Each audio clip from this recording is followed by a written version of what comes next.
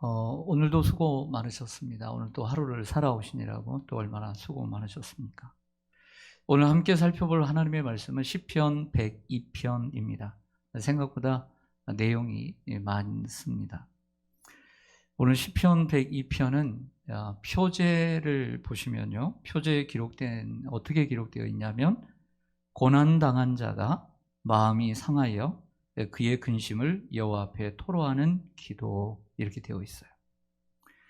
그도 그럴 것이 2절의 초반절을 보면 나의 괴로운 날에 주의 얼굴을 내게 숨기지 마소서라고 기도하는 것을 보게 됩니다. 그러므로 시편 102편은 고난당한 자가요, 마음의 근심을 안고 쓴 기도입니다. 그리고 괴로운 날에 하나님께 부르짖는 기도라, 탄식의 기도라라고 말할 수가 있습니다. 오늘 1절부터 11절까지의 내용은 이 시인이 자신이 어떤 상태에 있는지, 그리고 자신이 당하는 이 고난이 어떠한 고난인가에 대해 정확하지는 않지만 그 결과로서 자기에게 나타난 그 참상을 시어로 표현하고 있습니다. 오늘 1절에서 11절까지는 좀 내용을 살펴보면서 이 시인의 상태가 어떠한 상황인지, 왜 이렇게 표현을 하고 있는지를 보면서 그의 상황을 살펴볼 것입니다. 그리고 이제 전체적으로 조망을 하면서 말씀을 정리하려고 합니다. 먼저 2절을 한번 보시면요, 어떻게 시작이 되죠? 나의 괴로운 날에. 여러분, 지금까지 인생을 살면서 괴로운 날이 있었죠? 어떤 괴로운 날이 생각이 납니까? 그 괴로운 날. 오늘 이 시는 인생의 괴로운 날에 이 시를 쓰고 있다는 것이죠. 먼저 이런 생각을 해봅니다. 이 시인은 직접적으로 표현을 하고 있어요. 뭐라고요? 하나님, 내가 괴롭습니다. 이렇게 표현하고 있다는 거죠.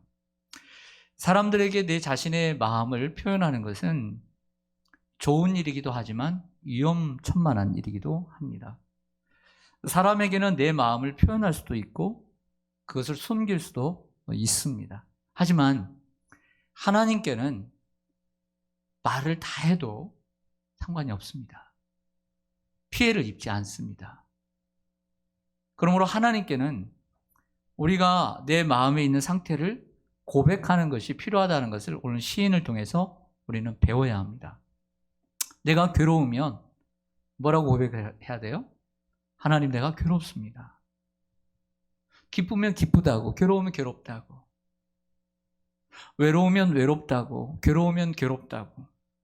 내 마음이 마치 저 하늘이 구멍이 열려서 뚫려가지고 비가 내리는 것처럼 내 마음이 지금 슬프고 내가 마음이 아프다고 고백하면 되는 거예요. 때로는 싫으면 싫다고 얘기하면 됩니다. 사람도 나 저 사람 싫으면 싫다라고 얘기를 해야 돼요. 미우면 밉다라고 얘기해야 돼요. 그게 바로 다윗과 시인들이 우리들에게 가르치는 거예요. 시편 150편을 보세요. 미우면 밉다고 얘기해요. 때로는 원수를 갚아달라고 기도해요. 여러분, 기도를 하지 않으면 더 미워집니다. 미우면 밉다고 기도하고 싫으면 싫다고 기도해야 하나님께서 그 사람의 마음을 만져주시는 거예요. 근데 기도도 안 하고 상관도 안 하면 더 멀어지는 겁니다. 관심이 없는 거예요. 여러분 한번 생각해 보세요. 복음서에 마태, 마가, 누가, 요한은 예수님의 생애를 기록하고 사역을 기록했습니다.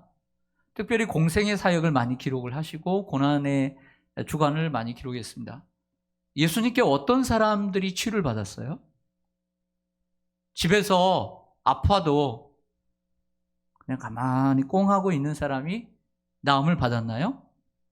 집에서 그냥 생각만 하는 사람이 예수님의 만져주심을 느꼈나요? 그렇지 않죠. 나와야 되는 거예요. 아프면 아프다고 나와야 돼요.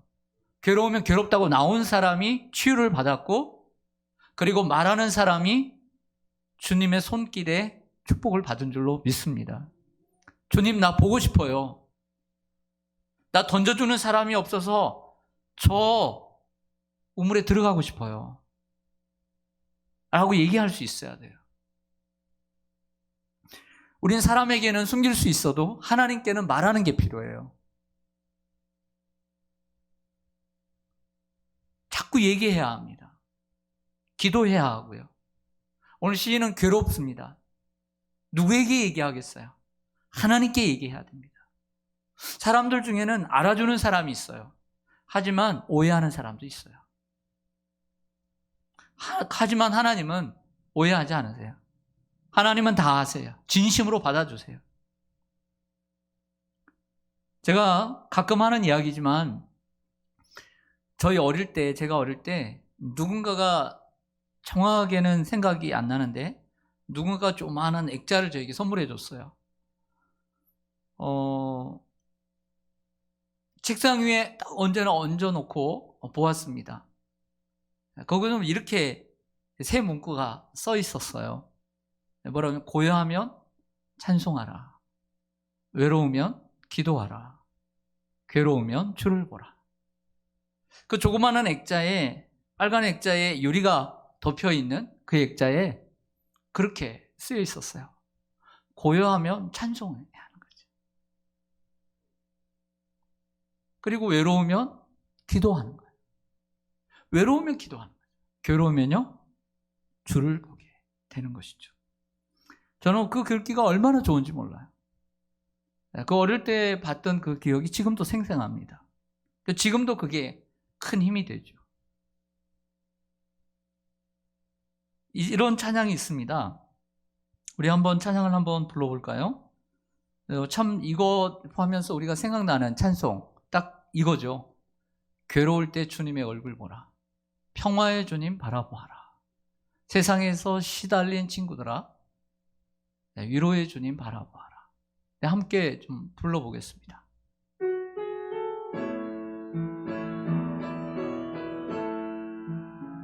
괴로울 때 주님의 얼굴 보라, 평화의 주님 바라보아라, 세상에서 시달린 친구들아 위로의 주님 눈을 들어 주를 보라, 내 모든 염려 주께 맡겨라, 슬플 때에 주님의 얼굴 보라, 사랑의 주 안식 주리라. 이 찬양이 무척 은혜롭지 않습니까? 우리가 때때로 외롭고 괴로울 때, 한번 내가 마음이 괴로울 때 이 찬양이 생각나서 그냥 골방에 들어가서 있는 자리에서 혼자서 이 찬송을 한번 딱 불러보세요. 어디 가서 상담 안 받아도 돼요. 네. 뭐 비싼 돈 주고 상담 안 받아도 됩니다. 치료가 되죠. 그래서 눈물을 흘리고 주님의 만져주심을 느끼면서 이 찬양을 한번 불러보세요. 치료가 됩니다. 우리 하나님이 의사시잖아요. 네. 바울은 빌립보 감옥에 들어갔어요. 복음을 전하다 매를 맞고. 근데 뭘 했냐면 두 가지 했습니다. 하나는 기도했고 하나는 찬송했다는 거죠. 네. 저는 사실 찬송만 하는 걸 원치 않아요. 너무 찬송이 많은 것도 원치 않아요. 네. 찬송을 너무 많이 부르다가 기도도 못하고 말씀 시간에 졸고 이런 거 싫어해요. 무슨 말인지 이해가시죠? 그러니까 균형이 있어야 돼요. 균형이. 말씀도 있고 찬양도 있고 기도도 있어야 되는데 너무 찬양만 좋아하고, 요즘 현대인들 찬양을 너무 좋아해요. 말씀 듣는 거 싫어하고. 그러면 안 돼요. 균형이 있어야 돼요. 균형이. 우리 2절도 한번 불러볼게요. 찬송은 곡조 있는 기도입니다.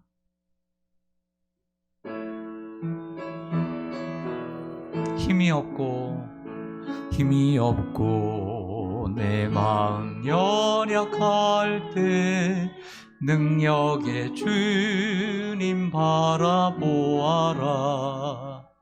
주의 이름 부르는 모든 자는 힘주시고 늘 지켜 눈을 들어 주를 보라. 내 모든 염려 주께 맡겨라. 슬플 때에 주님의 얼굴 보라. 사랑의 주님 안식 주리라. 아멘. 주의 이름을 부르는 모든 자는 힘주시고 늘 지켜주시. 주님 앞에 나와야 돼요. 괴로우면 괴롭다고, 외로우면 외롭다고 얘기할 줄 알아야 된다는 거죠. 오늘 시인은 3절을 한번 볼까요? 3절 함께 같이 읽겠습니다. 시작. 내 날이 연기같이 소멸하며 내 뼈가 숯같이 탔음이니이다. 아멘. 이 시인의 마음을 읽어보자는 거예요. 이 시편을 쓴 저자가 누구인지 밝히고 있지는 않지만 어떤 분들은 히스기야 왕이라고 추측들을 합니다. 히스기야는 선한 왕이었지만 어느 날 중병에 걸려 죽어가는데 하나님은 이사야라고 하는 선지자를 불러 보내서 이렇게 말씀을 전하는 거예요. 왕에게 여호와의 말씀이 너는 집을 정리하라. 내가 죽고 살지 못하리라 고 말씀하셨습니다. 히스기야는 힘이 없어 성전에 올라갈 힘조차도 없었습니다. 3절 상반절에 보면 내 날이 연기같이 소멸하며 라고 얘기하는 거죠. 내 날이 연기같이 소멸한다. 사라져간다는 거예요. 내 남은 날들이 사라져버리는 거죠. 23절 24절로 갈게요. 23절 24절에 오면 그가 내 힘을 중도에 쇠약하게 하시며 내 날을 짧게 하셨도다. 나의 말이 나의 하나님이여 나의 중년의 날을 데려가지 마옵소서. 주의 연대는 대대에 무궁하니이다. 아멘. 3절 상반절에 내 날이 연기같이 소멸하고 했는데 23절에 내 날을 짧게 하셨다. 내 날이 똑같이 나옵니다. 연관이 있다고 봐요. 연기같이 소멸하면은 내 날이 짧아졌다는 뜻이 되는 것이죠. 하나님께서 시편 기자를 데려가려 하시는 것 같아요. 근데 언제 데려가려고 하셔요? 중도에 데려가시는 거예요. 그리고 중년에 데려가신다라고 했습니다. 그 나이를 특정 지을 수는 없지만 인생의 절반 정도, 보통 사람들이 사는 절반 정도나 조금 더 그 정도가 아닐까 생각을 합니다. 나이에 따라 좀 다를 것 같아요. 거의 다 살 날이 됐다면, 살았다면 하나님 어서 나를 데려가 주세요 라고 기도하겠죠. 그런데 이 시인은 나를 중년에 데려가지 마옵소서 라고 말하는 걸 보면 중년에 어떻게 보면 죽을 수밖에 없는 상황에 놓여 있지 않았나라는 생각을 합니다. 여러분들이 만약 중년에 하나님이 데려가시려고 한다면 어떻게 기도하시겠습니까? 하나님, 내가 아직 중년인데 내가 좀 할 일이 더 있는 것 같은데 하나님 나를 지금 데려가지 마시고 조금 더 살게 해주세요 라고 당연히 기도하지 않겠어요? 그러므로 오늘 이 시인의 기도는 참 측은합니다. 그리고 마음이 갑니다. 3절 하반절에 보면 내 뼈가 숯같이 탔습니다. 뼈와 숯은 별로 상관성이 없잖아요. 근데 이게 맑아야 되는 뼈가 숯같이 타버렸어요. 여기서 뼈는 육체적, 정신적 고통으로 인한 아픔의 결과라고 볼 수 있습니다. 때로는 의학적으로 보면 이 열이 육체적으로 열이 많이 나면 고열이 생깁니다. 그래서 고열을 통해서 고생했다는 이야기가 될 수도 있는 거죠. 좀 더 이해하기 위해서는 4절과 5절로 가보겠습니다. 같이 한번 읽겠습니다. 시작.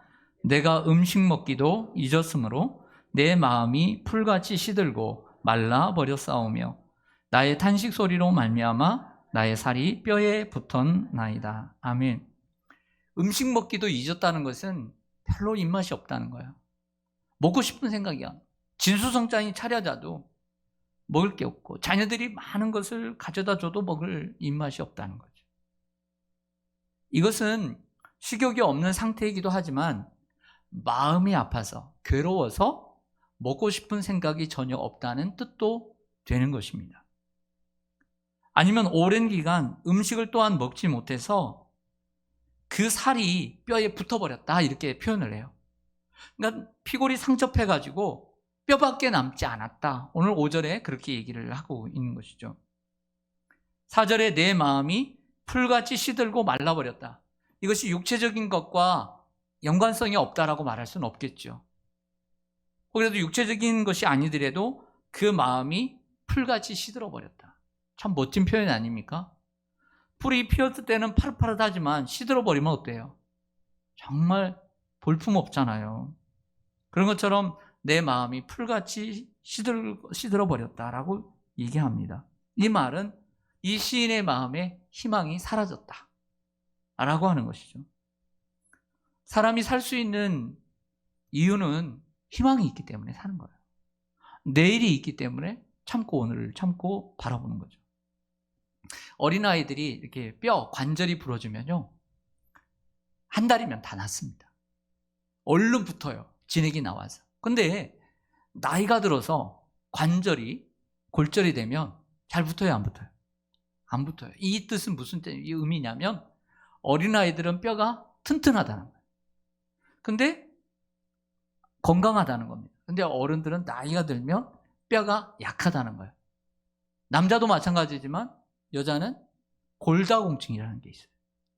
그래서 골다공증이 오면 뼈가 약하고 건강에도 해롭습니다. 그렇기 때문에 꾸준한 운동이 필요하고요. 그리고 칼슘이 함유된 약을 꾸준히 먹어주는 것이 좋습니다. 하지만 이러한 뼈의 건강은 꾸준한 운동과 또 먹는 음식 아니면 좋은 의약품으로 이루어지는 것만은 아닙니다. 아무리 꾸준히 운동을 하고 그리고 좋은 약을 먹어도 그리고 단백질을 골고루 또 채소를 골고루 섭취한다고 해서 항상 뼈가 건강한 건 아니에요. 하나의 취약점이 있습니다. 그게 뭐냐면 잠언서 17장 22절에 보면 이런 말씀이 있습니다. 마음의 즐거움은 양약이라도 심령의 근심은 뼈를 마르게 하느니라. 이것은 성경 말씀이지만 진리예요. 여러분, 아무리 좋은 음식, 산의 진미를 먹고 열심히 하루에 1시간씩 운동을 하고 그리고 좋은 약들 한 8가지, 10가지씩 매일 꾸준히 정확한 시간에 섭취해도요, 근심 한번 하면요, 건강 필요 없어요. 운동 필요 없어요. 음식 필요 없어요. 약 필요 없어요. 어느 한 순간에 가는 수가 있어요. 근심이에요. 사람의 뼈는, 우리 몸의 뼈는 집의 기둥과 같습니다. 건물의 기둥과 같아요. 기둥이 무너지면 집이 흔들리고 불안한 것처럼 사람의 뼈가 약하면 이 몸이 무너지게 되어 있어요. 그러므로 뼈가 건강해야 합니다. 그런데 뼈는 운동이나 먹는 것으로만 되는 것이 아니라 마음의 건강으로도 이루어진다는 사실을 기억해야 합니다. 심령의 근심은 뼈를 마르게 한다고 했습니다. 의학적으로 뼈의 역할은 피를 생성해 내는 것입니다. 뼈가 건강할 때 맑은 피가 나오고 그 맑은 피가 우리의 전체 머리끝에서 발끝까지 수많은 혈관을 흐르게 됩니다. 근데 뼈를 마르게 하는 것이 무엇이냐? 스트레스예요. 근심이라는 겁니다. 이 근심이 뼈를 마르게 하면 결과적으로 좋은 피가 나오질 못해요. 왕성하게 피를 만들어내지 못해서 우리의 몸에 보내주지 못하게 되는 것입니다. 그래서 모든 병의 근원은 스트레스. 건강하려면 스트레스를 받지 말아야 돼요. 근데 스트레스를 안 받을 수가 있나요? 그러면 어떻게 해야 돼요? 스트레스를 안 받든지 아니면 잘 푸는 기술이 있어야 돼요.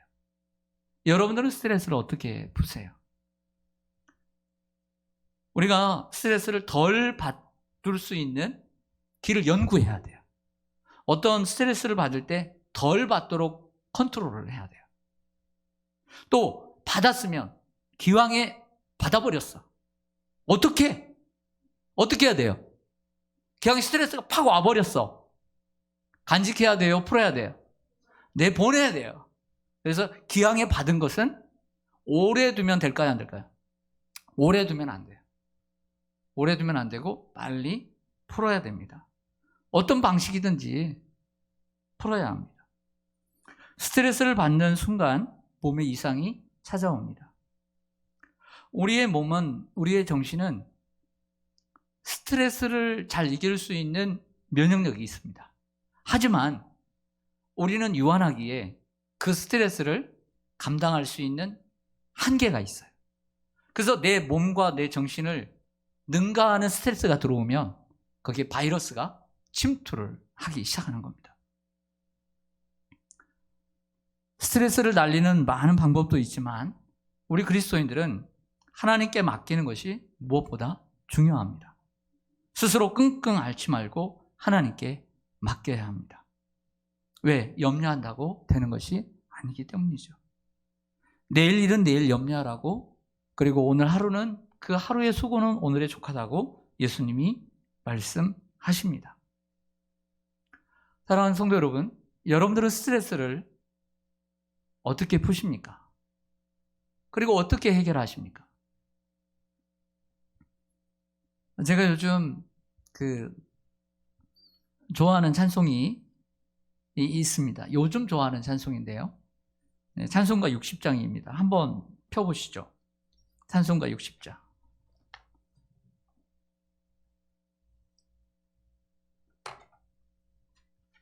오늘 가정에 계신 분도 찬송가 60장. 이 테마는 아침과 저녁입니다. 아침과 저녁에 우리가 하나님 앞에 기도할 수 있는 내용인 것이죠. 시편 3장 기자는 아침에 이렇게 기도하죠. 내가 자고 깨었으니 여호와께서 나를 붙드십니다. 시편 4편 기자는 저녁에 자기 전에 이런 기도를 하죠. 내가 평안히 눕고 자기도 하리니 나를 안전히 살게 하시는 이는 오직 여호와이십니다. 우리 60장 가사를 생각하면서 한번 불러보겠습니다.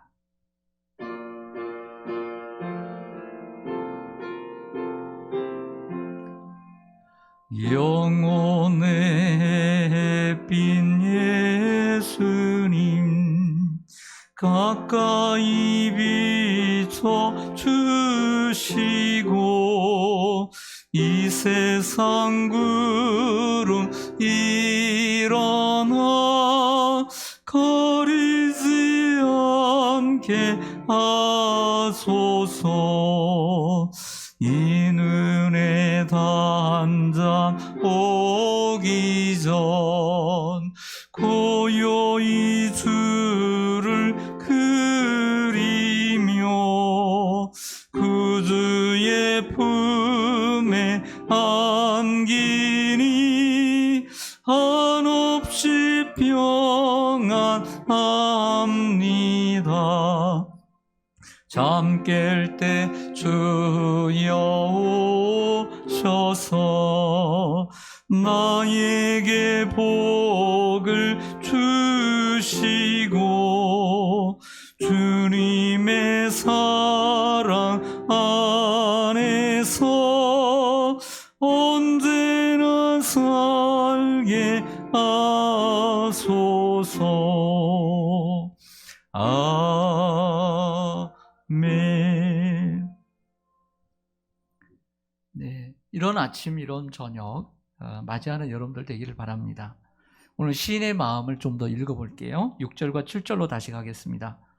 시편 102편 6절과 7절 제가 읽겠습니다. 나는 광야의 올빼미 같고 황폐한 곳에 부엉이 같이 되어 싸우며 내가 밤을 새우니 지붕 위에 외로운 참새 같으니이다. 아멘. 새가 세 마리가 나옵니다. 우리가 삶을 살아가면서 극복해야 할 것 또 하나가 등장합니다. 먼저는 뭘 극복해야 되냐면 우리에게 찾아오는 근심, 괴로움을 극복하는 지혜가 필요합니다. 그런데 오늘 이 시인은 그 시인이 맡고 있는 또 하나의 극복해야 할 것이 등장합니다. 그것은 외로움입니다. 따라하겠습니다. 외로움. 시인은 자신을 광야의 올빼미, 황폐한 곳에 부엉이, 지붕 위에 외로운 참새라고 비유합니다. 올빼미와 부엉이는 밤이 돼도요, 눈을 뜨고 있습니다. 왜 시인은 올빼미와 부엉이에 비유하냐면 그 7절에도 얘기하지만 내가 밤을 새우니, 내가 잠을 못 자는 거예요. 이 시인이 밤이 돼도. 이들은 밤에 잠을 자지 않는 새들입니다. 시인은 뜬 눈으로 밤을 새웠습니다. 밤에 잠을 못 드는 그 괴로움이 이루 말할 수 없습니다. 다른 사람들이 다 잘 때 홀로, 식구들은 다 잘 때 홀로 이리저리 헤매이는 자신의 모습을 볼 때 더더욱 외로운 것입니다. 젊은 날에는 직업이 있습니다. 출근할 것도 있고 일할 것도 있습니다. 외로울 시간이 없습니다. 외로움을 덜 느끼죠. 친구도 있습니다. 같이 놀 친구도 있고 운동할 친구도 있고 술 친구도 있습니다. 하지만 나이가 들면 직업도 없고 할 일도 없고 친구도 떠나게 됩니다. 외로운 것이죠. 젊은 날에는 자녀를 키우느라고 또 정신이 없고 자녀들이 짐이 되는 것처럼 보이지만 어느 한순간 또 힘이 되기도 하지만 훌쩍 떠나갑니다. 내 곁에 있지 않죠. 자기 살아가기에 바쁘니까요. 그래서 나이가 들면 외롭지 않도록 친구를 찾게 됩니다. 소일거리도 찾으면서 살아가죠. 좋은 일이라고 생각합니다. 하지만 우리 그리스도인들은 참된 친구이신 예수님을 잊지 말아야 합니다. 그 참된 친구이신 예수님을 우리는 모시고 살아가야 합니다. 만약 이 시편의 저자가 누구의 추측처럼 히스기야였다라고 한다면 그는 외롭지 않았을까요? 왕이니까 외롭지 않다? 천만의 말씀입니다. 왕은 더 외로웠을 것입니다. 그것도 병든 자신의 모습은 더 외로웠죠. 우리 예수님은 이 땅에 사시는 동안 이런 말씀하셨습니다. 제자들을 따르라고 하시면서 누가복음 9장 58절에 여우도 굴이 있고 공중의 새도 집이 있고 있으되 인자는 머리 둘 것이 없다. 다시요. 여우는 뭐가 있다? 굴이 있고 또 공중의 새는 집이 있고 그렇지만 인자, 자신, 예수님은 머리 둘 것이 없다. 예수님은 이 세상의 창조주이시고 빛으로 오셨지만 이 세상은 어둠이 되어서 그 빛을 알아보지를 못했고 영접하지 않았습니다. 초대교회 교부였던 오리게네스가 오늘 이 누가복음 9장 58절을 이렇게 설명을 해주고 있습니다. 즉 예수님이 외로웠던 이유를 얘기합니다. 세상은 더 나은 미래를 위한 권리를 요구하지만 예수님은 다가오는 하나님 나라에만 소망을 제공합니다. 세상은 안식과 평화와 정의를 위한 권리를 요구하지만 예수님은 세상이 싫어하는 고난의 길로만 갑니다. 그러니 외로울 수밖에 없었습니다. 라고 오리게네스는 얘기했습니다. 삶의 근심과 외로움은 피해갈 것이 아니라 극복해 나가야 하는 것입니다. 외롭지 않으세요? 이 세상에는 살아가면서 시대가 변하면서 외로움을 견디지 못하는 사람이 많다고 생각합니다. 그래서 많은 사랑을 받는 스타들이 그 한순간의 외로움으로 목숨을 끊어가는 것이죠. 옆에 꼭 사람이 있어야 되고 누군가가 옆에 없으면 외로워서 어쩔 줄 모르고. 그래서 요즘은 어린 세대부터 나이를 불문해서 핸드폰이 없으면 마치 담배를 끊으면 막 손이 떨리듯 핸드폰이 없으면 불안해하는 사람도 많습니다. 또한 사람들에게 관심을 받기를 원하는 사람도 있습니다. 이런 사람은 더더욱 혼자 있기를 두려워하죠. 분명 혼자 있으면 외롭습니다. 외롭죠. 하지만 그 외로움도 친구가 될 때가 있다고 봅니다. 스스로 외롭다고 너무 생각지 마십시오. 사람들이 곁에 있다고 외로움이 사라지는 것은 아니에요. 저 사람은 친구가 많으니까 외롭지 않겠다? 그렇지 않아요. 너무 부러워하지 마십시오. 진정한 친구 하나만 있어도 외롭지 않습니다. 그래서 사람들이 반려동물을 좋아하는 것 같습니다. 반려동물을 더 선호하게 되는 것은 선진국이 되면서 더 살기 좋은 시대가 됐기 때문에 사람은 군중 속의 고독을 느끼게 되는 거죠.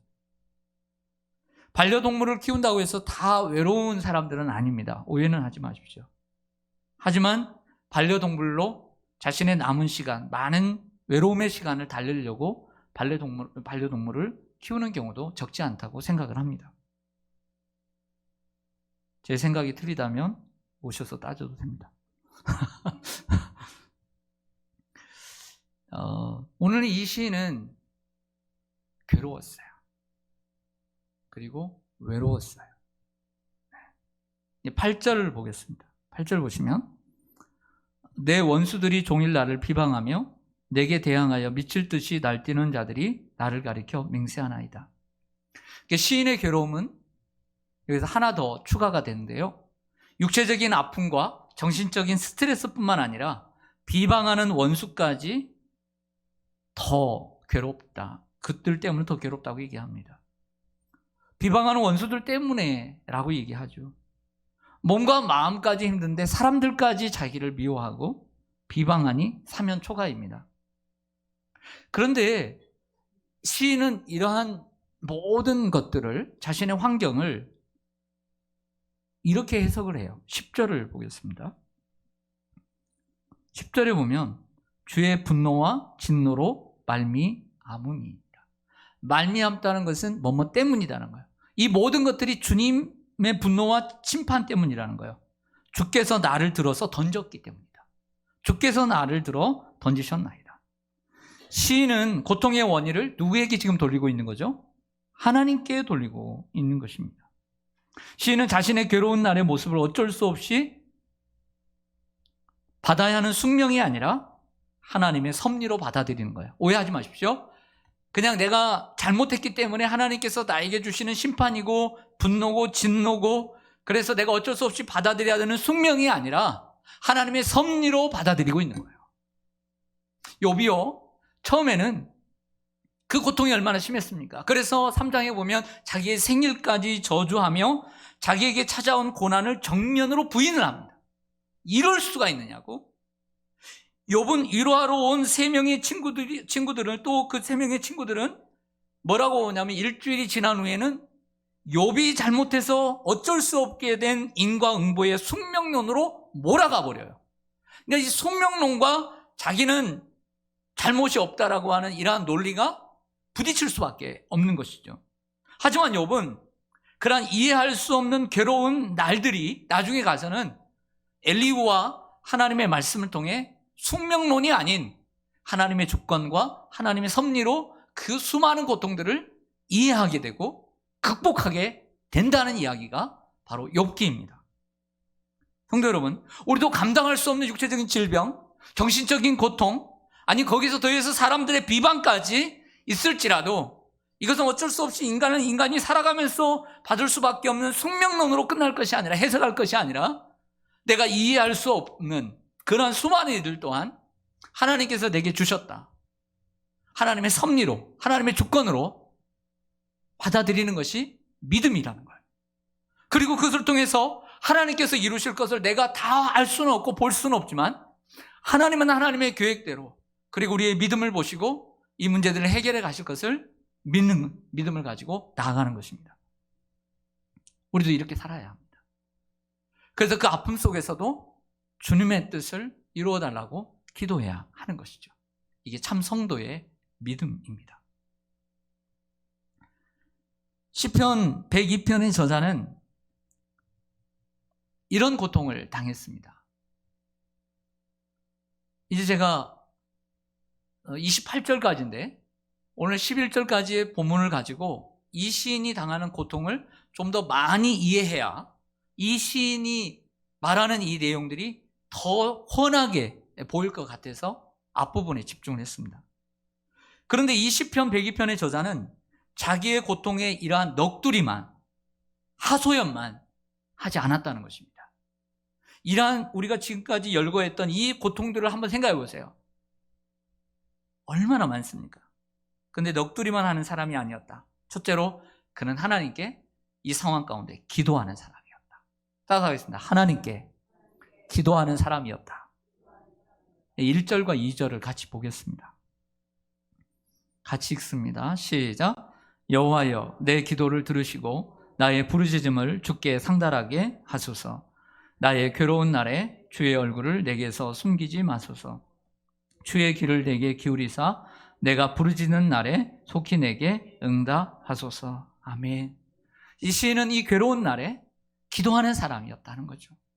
성도 여러분, 아무리 괴로워도 기도를 포기하지 말아야 합니다. 기도했다는 것은 제가 맨 처음에 얘기한 것처럼 가만히 혼자 끙끙 앓고 있지만 말라는 거예요. 하나님께 나아가는 자, 예수님께 나아가는 자만이, 괴로우면 괴롭다고 얘기하는 자들만이 주님의 손길에 은혜를 입었습니다. 하나님을 끝까지 의지하고 나아가는 사람들이 되어야 된다는 것입니다. 꼭 기도하는 시간을 정해놓지 않아도 항상 하나님을 의지하고 하나님께 나아가는 사람, 하나님께 나아가는 사람에게는 이 땅에 소망이 없어도 하늘에 소망이 있습니다. 잠깐 이 땅에 소망을 두지 말고 영원한 하늘에 소망을 두고 살아야 합니다. 이 땅의 소망을 선택하시겠습니까? 저 영원한 하나님의 하늘의 소망을 선택하시겠습니까? 이 시인은 둘째로 하나님을 아는 사람이었습니다. 따라하겠습니다. 하나님을 아는 사람. 보면 12절을 한번 보실까요? 후반부에 보면 자신의 제한적인 모습과 하나님의 영원성을 비교하는 분께 많이 나옵니다. 12절에 보면 여호와여, 주는 영원히 계시고 주에 대한 기억은 대대에 이르리이다. 아멘. 주는 영원히 계신다. 성도 여러분, 우리가 아무리 괴로워도 우리가 놓치지 말아야 될 것은 내 몸이 뼈가 상해도, 내 몸이 아파도 하나님 바르게 아는 것은 놓치지 말아야 된다는 거예요.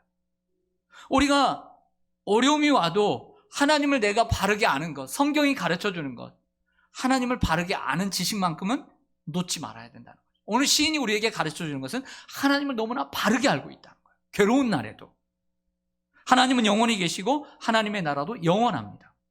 그러므로 예수 그리스도를 알고 믿는 사람에게는 영생이 기다리고 있는 거죠. 그러므로 근심과 외로움 속에 살아가는 것을 너무 두려워하지 말아야 합니다. 왜냐하면 주님과 함께 영원히 살게 되기 때문입니다. 25절부터 28절까지도 보시면 주께서 옛적에 땅의 기초를 놓으셨사오며 하늘도 주의 손으로 지으신 바니이다. 천지는 없어지려니와 주는 뭐 하시겠고? 영원히 존재하시겠고 그것들은 다 옷같이 낡으리니 의복까지 바꾸시면 바뀌려니와 주는 뭐 하시고? 한결같으시고 주의 연대는 무궁하리이다. 주의 종들의 자손은 항상 안전히 거주하고 그의 후손은 주 앞에서 굳게 서리이다 하였도다. 끝까지 그 괴로운 날에도 하나님을 바르게 아는 거예요. 하나님을 아는 지식이 가장 고상한 거예요. 하나님을 바르게 아는 것.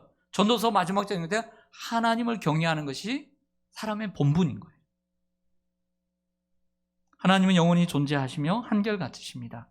하나님은 처음부터 마지막까지 우리의 친구와 안내자가 되시죠. 시편 73편 24절에 보면 주의 교훈으로 나를 인도하시고 후에는 영광으로 나를 영접하시리니 라고 말씀합니다. 셋째로 오늘 시인은 이 괴로움을 겪고 있지만 하나님을 찬양하는 사람이었어요. 따라서 하겠습니다. 하나님을 찬양하는 사람. 우리 18절을 마지막으로 읽어보겠습니다. 18절 시작. 이 일이 장래 세대를 위하여 기록되리니 창조함을 받을 백성이 여호와를 찬양하리로다. 아멘. 이 일이 장래 세대를 위하여 기록되리니, 이 시인이 여러분을 위해서 기록되고 이 시인의 글이 저를 위해서 오늘 기록되었다라고 얘기합니다. 창조함을 받은 백성은 여호와를 찬양할 수밖에 없다고 시인은 고백합니다. 이사야 선지자도 이사야 43장에서 하나님께서 우리를 창조하신 이유가 하나님을 찬양하기 위함이라고 분명히 밝히고 있습니다. 다윗이 사울에게 쫓겼을 때도요, 그리고 아비멜렉 앞에서 미친 채 하다가 쫓겨나서도 시편을 보면 항상 뭘 했냐면 하나님을 찬양하는 모습을 보였습니다. 그래서 타이타닉의 마지막 영화의 한 장면에도 끝까지 바이올린을 키며 그 선상에서 불렀던 찬양, 찬송가 338장처럼 내 주를 가까이 하게 함은 십자가 짐 같은 고생이라. 이 찬송의 마지막 1절, 2절, 3절, 4절의 마지막 부분은 다 이렇게 끝나고 있습니다. 늘 찬송하면서 주께 더 나가기 원합니다. 하나님은 영원하시고 우리는 반면에 유한합니다. 비록 우리가 유한한 인간이지만 옛 성경 구절로 얘기하면 하나님의 그 영원에 잇대어 살아가면 주님 앞에 굳게 설 수 있게 되는 거죠. 유한한 인간이지만 영원한 하나님을 의지하고 살아가면 이 땅에서의 괴로운 날이 영광의 날로 언젠가는 바뀌게 되리라고 믿습니다. 이 세상을 살아가는 수고하고 무거운 짐을 지고 계시는 우리 성도님들, 오늘도 이 괴로운 날에 하루를 보낸 여러분들, 무거운 근심과 스트레스와 염려로 마음과 몸까지 상하며 삶을 살아가는 여러분들, 때로는 젊을 때는 잘 몰랐는데 나이가 들어가면서 때로는 자녀도 내 마음을 몰라주는 것 같고 내 가족도 잘 몰라주는 것 같고 외로움을 더더욱 느끼는 그런 성도님들이 계십니까? 우리 주님이 여러분들과 함께 하십니다. 하나님을 바르게 알고 하나님께 더 가까이 나가시고 힘들면 힘들다, 외로우면 외롭다 말씀하시면 주님이 분명히 찾아와 주실 줄로 믿습니다. 아멘. 기도하겠습니다.